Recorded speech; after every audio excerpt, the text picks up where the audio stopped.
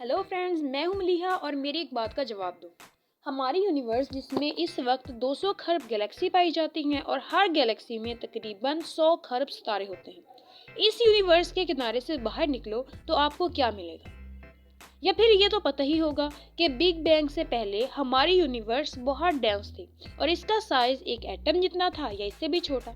तो इस वक्त स्पेस में क्या सिर्फ हमारी यूनिवर्स थी?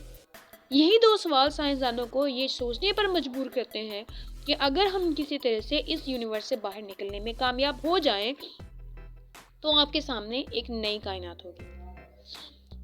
साइंसदानों के मुताबिक जब बिग बैंग हुआ तो इससे पहले बहुत सारी और भी कायनातें थी जो या तो एक्सपैंड हो चुकी थी या फिर हमारी कायनात बनने के बाद एक्सपैंड हुई।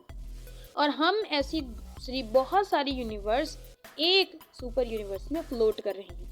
इस यूनिवर्स की एक्सपेंशन को इन्फ्लेशन कहते हैं और इन्फ्लेशन थ्योरी को 1970s के आखिर और 1980s के शुरू में डेवलप किया गया, जिसके मुताबिक बिग बैंग होने के बाद 1 सेकंड से भी कम अरसे में यूनिवर्स स्पीड ऑफ लाइट से भी ज़्यादा स्पीड से एक्सपैंड हुई। तो ये बात सोचना कि बिग बैंग से पहले स्पेस में सिर्फ हमारी यूनिवर्स थी बिल्कुल इलॉजिकल है। इसको समझने के लिए फर्ज करो कि हम एक एटम में रह रहे हैं।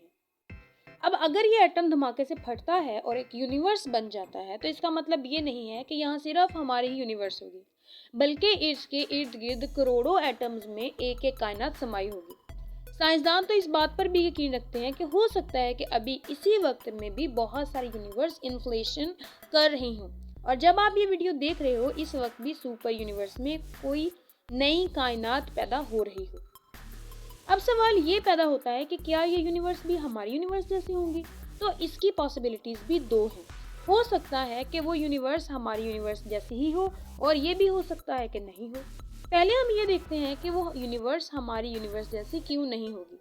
तो इसका मतलब है कि देखो, हमारी यूनिवर्स एक धमाके से पैदा हुई है, बिल्कुल ऐसे ही जैसे बर्थडे पार्टी में आप ग्लिटर वाला क्रैकर को फाड़ो।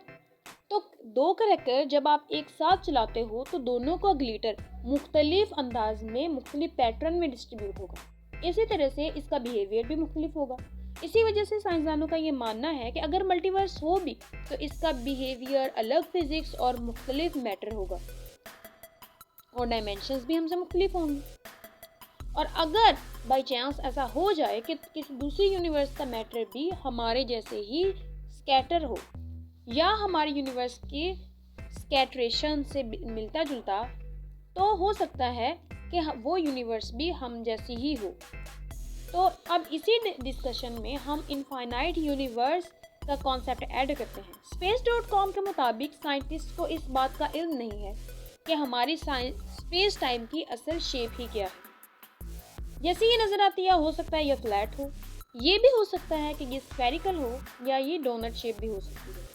मगर स्पेस टाइम भी पार्टिकल को आप एक हद तक ही डिफरेंट कॉम्बिनेशन में अरेंज कर सकते हैं। मिसाल के तौर पर देखो, आपके पास अगर आप अभी 10 पार्टिकल हैं जिसके आपने मुख्तलिफ कॉम्बिनेशंस बनाने हैं, तो क्या होगा कि आप उन 10 को के मुख्तलिफ कॉम्बिनेशन एक हद तक ही बना सकते हो। उसके बाद आपको पहले वाला कॉम्बिनेशन ही रिपीट करना पड़ेगा, ठीक है। तो इसी तरह से अगर आपने यूनिवर्स बनाने हो और उसमें मैटर को डिस्ट्रीब्यूट करना हो, अरेंज करना हो, तो आप एक हद तक ही फाइनाइट नंबर में रहकर ही उसको अरेंज कर सकते हो पार्टिकल्स को, ठीक है। लेकिन अगर यूनिवर्स इनफाइनाइट है तो हो सकता है कि आपको अपना ट्विन देखने को मिले जो इस वक्त वही कर रहा होगा जो आप कर रहे हो, या ये भी पॉसिबिलिटी है कि आपका ट्विन जो किसी दूसरे यूनिवर्स में हो मगर कुछ और कर रहा हो। पैरेलल यूनिवर्स के कॉन्सेप्ट को समझने के लिए आप द किंग्स इटर्नल मुनैर, जो कोरिया का हिट ड्रामा है, वो देख सकते हो।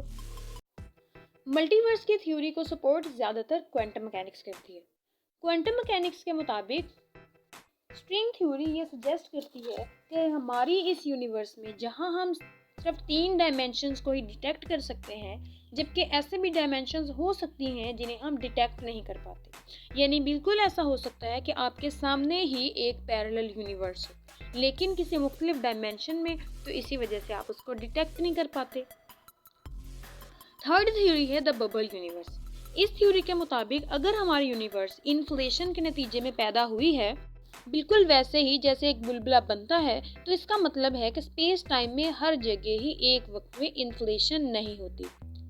जैसे आप एक ब्रेड को बेक करते हो, तो उसके अंदर किसी जगह पर पहले बबल बनता है और वो फूल जाता है, उसके बाद किसी और जगह पर बबल बनता है, बिल्कुल इर्रेगुलर पैटर्न होता है। किसी जगह पर भी बबल का बनना ये डिसाइड नहीं करता कि दूसरी जगह पे बबल कब बनेगा। ठीक है, बिल्कुल इसी तरह से स्पेस टाइम में हर जगह एक वक्त में इन्फ्लेशन नहीं होती। अगर हमारे यूनिवर्स की इन्फ्लेशन रुक गई है, तो हो सकता है किसी और जगह पर इन्फ्लेशन हो रही हो, कहीं और यूनिवर्स बनने का अमल जारी हो।